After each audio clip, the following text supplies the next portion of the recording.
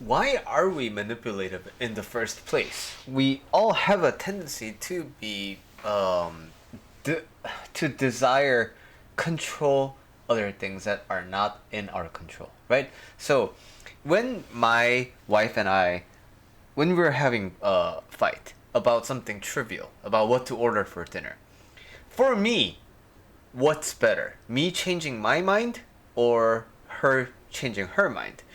It would be better if she changes her mind, right? For her, what would be better? It would be better if I changed my mind, right? Why? Because then we don't have to do anything. So, we want our lives to be easy because our egos, and I'm not talking about like some big philosophical concept, but what I'm talking about the mechanism of how our brain operates. If we can name that the ego, we always tend to look at the world from our perspective and our point of view. So, if you are the type of person who is right on time for appointments, then you have someone who's like, 5 minutes late, then you're already pissed off. Why? Because how can you be late to a meeting?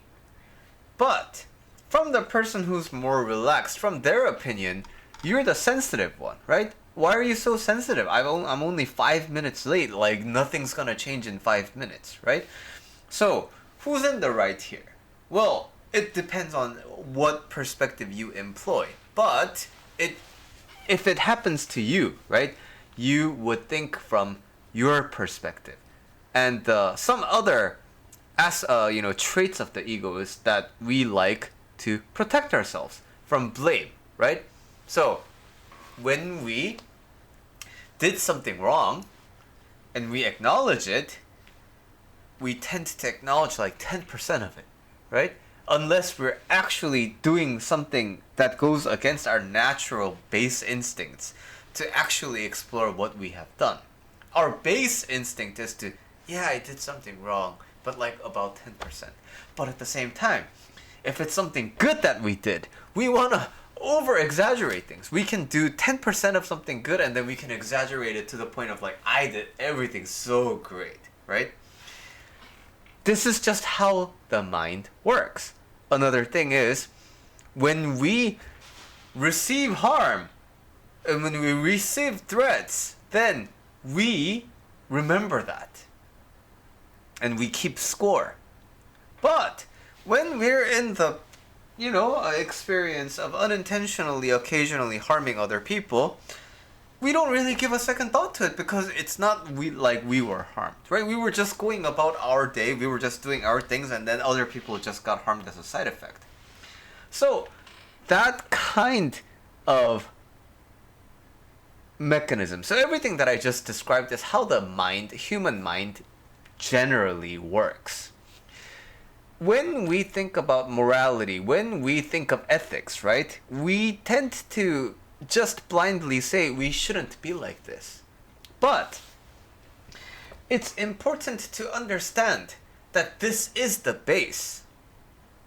So, while speaking from a morally perfectionist perspective, you're a bad person for being this way. When we're looking at a more reality, statistically, a majority kind of a perspective, we have to understand this is how people work in general. We want to control other people. We want things to be easy for us. We don't want to take the blame. We want to be celebrated for the things that we do. This is the base behavior that we have as human beings. So, this is why we originally have the desire to be manipulative. But the thing is, manipulative people, right? They get to try with trial and error, and then they find that some methods are actually pretty good. They're pretty effective in controlling other people. So this is what what the people who are typically called narcissists, right? Or people with like MPD or controlling kind of a behavior. They're really good at figuring out what kind of a person that they're talking to. Is this person susceptible? Is this person easy to convince? And then you kind of incorporate a little bit of guilt tripping and incorporate a little bit of like peer pressure and those things to make it work, right? So we gotta understand, if you're already finding that you are manipulative, then it's highly likely that you have developed the skills to influence other people. But as long as that desire to control other people, as long as that base human tendency is not really observed, and as long as there's no deeper desire to change that, right? I want to be something a little bit better and a little bit more intentional than the base behavior factory setting.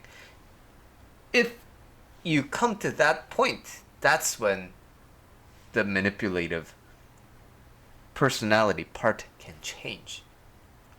But if you're just noticing and you're feeling bad, but you're not doing anything about the actual reason why you want to control other people, which is again base human instincts, but couple that with some personal reasons, right?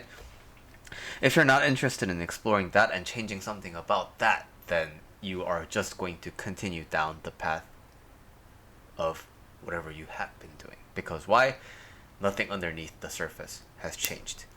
Like dirty water, right? You could clean the dirty water. But as long as the pollutant and the chemicals are continuing to flow down the water, as long as you don't address that, there's always going to be dirty water to clean.